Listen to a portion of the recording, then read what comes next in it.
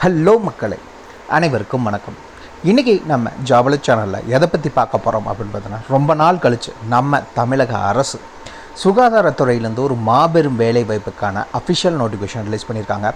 அதை பற்றின முழு தகவலையும் இந்த வீடியோவில் நம்ம பார்க்க போகிறோம். ஸ்கிப் பண்ணாமல் ஃபுல்லாக பாருங்கள், அப்போ தான் முழுமையான தகவலை உங்களால் தெரிஞ்சுக்க முடியும். குவாலிஃபிகேஷன்ஸை பொறுத்த வரைக்கும் மினிமம் நீங்கள் 8th pass, 10th, 12th, diploma, degree, UG, PG, MBBS வரைக்கும் படிச்சிருக்கோங்க இந்த ரோலுக்கு அப்ளை பண்ணுறக்கு எலிஜிபிள். அந்த மாதிரியான வேலைவாய்ப்புகள் தான் இப்போ அறிவிச்சிருக்காங்க.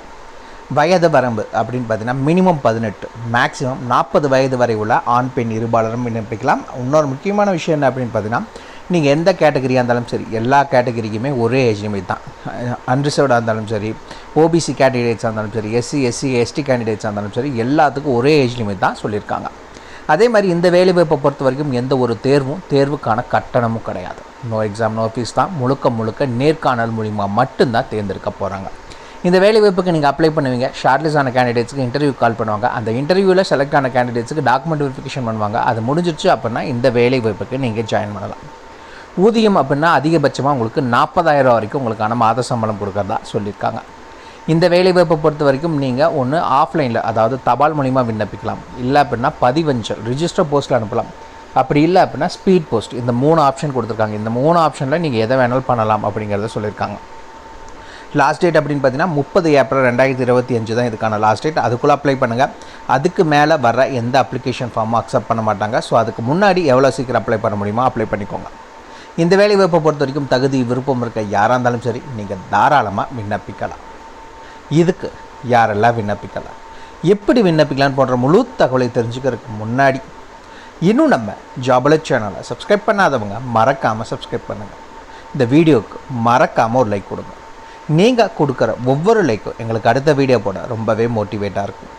வீடியோ டிஸ்கிரிப்ஷனில் நம்ம டெலிகிராம் குரூப் மற்றும் வாட்ஸ்அப் குரூப்போட லிங்க் இருக்குது. இன்னும் ஜாயின் பண்ணாதவங்க கட்டாயம் ஜாயின் பண்ணிக்கோங்க. அப்போ தான் உங்கள் மாவட்டங்களில் வர அனைத்து வேலைவாய்ப்புகளையும் உடனுக்குடன் உங்களால் தெரிஞ்சுக்க முடியும். அதே வீடியோ டிஸ்கிரிப்ஷன் மற்றும் கமெண்ட்டில் இந்த வேலைவாய்ப்புக்கான அஃபிஷியல் நோட்டிஃபிகேஷன் லிங்க்கும் ப்ரொவைட் பண்ணியிருக்கோம். உள்ளே போங்க, கிளியராக படிங்க, அப்புறமா அப்ளை பண்ணுங்கள். எப்போவுமே நோட்டிஃபிகேஷனை படித்து பார்க்காம அப்ளை பண்ணாதீங்க. வாங்க உள்ளே போய் முழுமையான தகவல் என்ன அப்படிங்கிறத பார்க்கலாம். ஃப்ரெண்ட்ஸ், பார்த்தீங்கன்னா இந்த வேலைவாய்ப்புக்கான அப்ளிகேஷன் ஃபார்ம் கொடுத்துருக்காங்க. வீடியோ டிஸ்கிரிப்ஷன் மற்றும் கமெண்ட்டில் போய் செக் பண்ணிங்கன்னா நீங்கள் அஃபிஷியல் அப்ளிகேஷன் ஃபார்மை நீங்கள் ஃப்ரீயாகவே டவுன்லோட் பண்ணிக்கலாம். அப்ளிகேஷன் ஃபார்முக்கெல்லாம் எதுவும் பே பண்ண தேவையில்லை. சரி, எப்படி ஃபில் பண்ணலாம், என்னென்னலாம் ஃபில் பண்ணலாம் அப்படிங்கிறத பார்க்கலாம். ஃபஸ்ட், இந்த இடத்துல உங்களுடைய ரீசன்ட் பாஸ்போர்ட் சைஸ் ஃபோட்டோ கடைசியாக எடுத்த, அதாவது கடைசியாக 3 மாதத்துக்குள்ள எடுத்த புது புகைப்படம் இருந்துச்சு அப்படின்னா அதை மட்டுங்க. அதுக்கு பழைய புகைப்படம் இருக்குது அப்படின்னா அதை ஒட்டிடாதீங்க. இந்த இடத்துல என்ன அப்படின்னு பார்த்தீங்கன்னா, விண்ணப்பிக்கும் பதவியின் பெயர். நீங்கள் மொத்தம் பார்த்தீங்கன்னா ஒரு 6 விதமான பதவிகள் அறிவிச்சிருக்காங்க. அதில் நீங்கள் என்ன போஸ்டிங்க்கு அப்ளை பண்ண போகிறீங்களோ அது என்ன அப்படிங்கிறதையும் இங்கே மென்ஷன் பண்ணிக்கோங்க. மேலே தமிழில் மென்ஷன் பண்ணிக்கோங்க, கீழே இங்கிலீஷில் மென்ஷன் பண்ணிக்கோங்க. ஃபஸ்ட் எடுத்து நீ விண்ணப்பதாரர் பெயர், அப்ளிகேட் நேம், யார் அப்ளை பண்ண போகிறீங்களோ அவங்களுடைய பெயர் என்ன அப்படிங்கிறத மென்ஷன் பண்ணிக்கோங்க. இரண்டாவது, என்ன போஸ்டிங்க்கு அப்ளை பண்ண போகிறீங்களோ அது என்ன அப்படிங்கிறத மென்ஷன் பண்ணணும். தேர்ட் ஒன், தந்தை அல்லது கணவர் பெயர். நீங்கள் கல்யாணம் ஆன பெண்களாக இருந்துச்சுன்னா கணவர் பேரை மென்ஷன் பண்ணுங்கள். மிச்சம் இருக்க ஆண் பெண் இருபாலரும் பார்த்தீங்க அப்படின்னா நீங்கள் அப்பா பேரை மென்ஷன் பண்ணிக்கோங்க.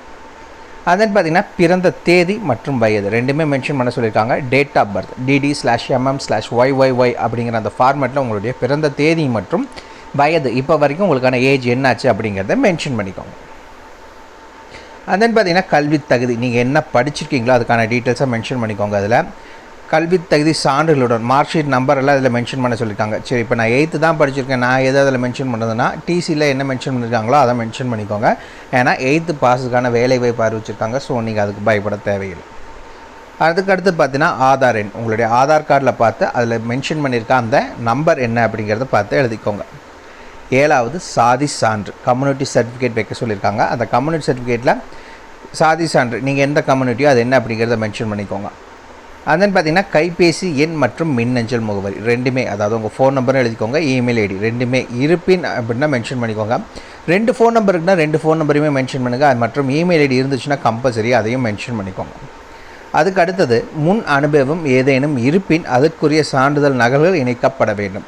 உங்களுக்கு ஏதாவது ப்ரீவியஸ் எக்ஸ்பீரியன்ஸ் இருந்துச்சு அப்படின்னா மென்ஷன் பண்ணிவிட்டு அதை இன்னொரு முக்கியமான விஷயம் என்ன அப்படின்னு பார்த்தீங்கன்னா, உங்கள்கிட்ட சர்டிஃபிகேட் இருந்தால் மட்டும் மென்ஷன் பண்ணுங்கள். இல்லை அப்படின்னா மென்ஷன் பண்ணாதீங்க, விட்டுருங்க.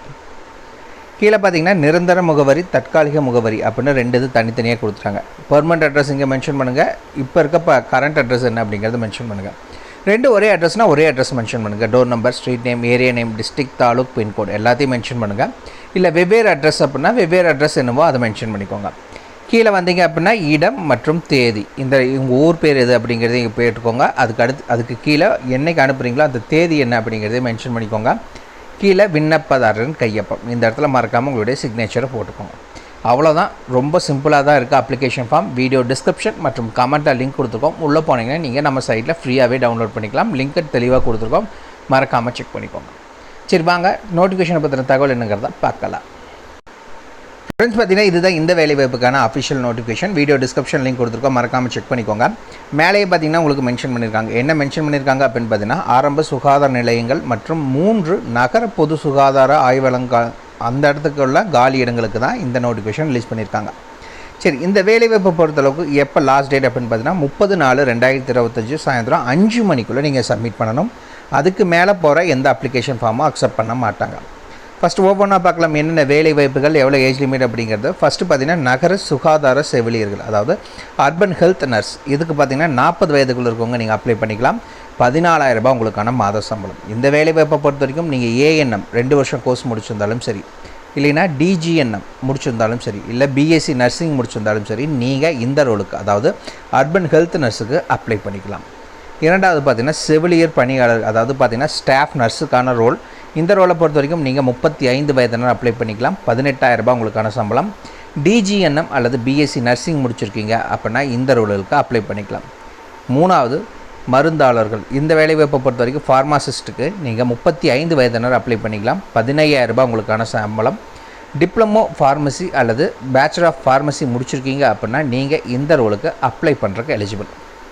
மூணாவது பார்த்தீங்க அப்படின்னா, நாலாவது என்ன அப்படின்னு பார்த்தீங்கன்னா மைக்ரோ பயாலஜிஸ்ட். சரிங்களா, இந்த ரோலுக்கும் பார்த்தீங்கன்னா 35 வயதுக்குள்ள இருக்கவங்க அப்ளை பண்ணிக்கலாம். இந்த வேலைவாய்ப்பை பொறுத்த வரைக்கும் நீங்கள் எம்எஸ்சி மெடிக்கல் மைக்ரோ பயாலஜி முடிச்சிருக்கீங்க அப்படின்னா நீங்கள் 25,000 ரூபாய் சம்பளம். இல்லை அப்படின்னு பார்த்தீங்கன்னா நீங்கள் எம்பிபிஎஸ் முடிச்சிருக்கீங்க, post graduate degree or diploma பார்த்தீங்கன்னா microbiology, virology, pathology or other lab சயின்ஸில் முடிச்சிருக்கீங்கன்னா உங்களுக்கு 40,000 ரூபாய் சம்பளம் அப்படிங்கிற சொல்லியிருக்காங்க. அப்படி இல்லைன்னா எம்பிபிஎஸ் வித் 2 வருஷம் எக்ஸ்பீரியன்ஸ் எதில் அப்படின்னு பார்த்தீங்கன்னா லெபார்ட்டரி சயின்ஸில் இருக்குது அப்படின்னா நீங்களும் அப்ளை பண்ணிக்கலாம் அப்படிங்கிறது சொல்லியிருக்காங்க. 40,000 ரூபாய் சேலரி. லேப் டெக்னீஷியன் 35 இயர்ஸுக்குள்ளே இருக்கணும். 13,000 ரூபாய் சம்பளம். டிஎம்எல்டி 2 வருஷம் கோர்ஸ் முடிச்சிருந்தா நீங்கள் அப்ளை பண்ணுறதுக்கு eligible. Multi purpose health worker, பல்நோக்கு மருத்துவ பணியாளர், 35 வயதுக்குள்ளே இருக்கவங்க அப்ளை பண்ணிக்கலாம். 8,500 ரூபா சம்பளம். 8th பாஸ் பண்ணியிருந்தால் போதும். தமிழையும் இங்கிலீஷையும் எழுத படிக்க தெரிஞ்சிருந்தால் போதும் அப்படிங்கிறதையும் இந்த ரோலை அறிவிச்சிருக்காங்க. இந்த ரோலை பொறுத்த வரைக்கும் நீங்கள் அனுப்ப வேண்டிய முகவரி என்ன அப்படின்னு பார்த்தீங்கன்னா இங்கே கொடுத்துருக்காங்க. விண்ணப்பம் அனுப்ப வேண்டிய முகவரி: மாநகர நல அலுவலர், பொது சுகாதார பிரிவு, மாநகராட்சி பரிதன அலுவலகம், டவுன்ஹால், கோயம்புத்தூர் மாநகராட்சி, 1109 பெரியகடை வீதி, கோயம்புத்தூர் 641001. இந்த அட்ரஸுக்கு நீங்கள் அனுப்பணும். எப்படி அனுப்பணும் அப்படின்னு பார்த்தீங்கன்னா நேரில் கொண்டு போய் சப்மிட் பண்ணலாம், இல்லைன்னா பதிவு தபால் மூலிமா அனுப்பலாம், இல்லைன்னா ஸ்பீட் போஸ்ட் விரைவு தபால் மூலிமா நீங்கள் அனுப்பிக்கலாம் அப்படிங்கிற டீட்டெயில்ஸையும் மென்ஷன் பண்ணியிருக்காங்க. அவ்வளோதான் மக்களே, இதுக்கான ஃபுல் டீட்டெயில்ஸும் வீடியோ டிஸ்கிரிப்ஷன் மற்றும் கமெண்ட் லிங்க் கொடுத்துருக்கோம், மறக்காமல் செக் பண்ணிக்கோங்க. ஏதாவது டவுட் இருக்குன்னா கீழே கமெண்ட் பாக்ஸில் கமெண்ட் பண்ணுங்கள். உங்களை நாளைக்கு நான் வேறு சூப்பரான வீடியோ மூலிமா சந்திக்கிறேன். மிக்க நன்றி.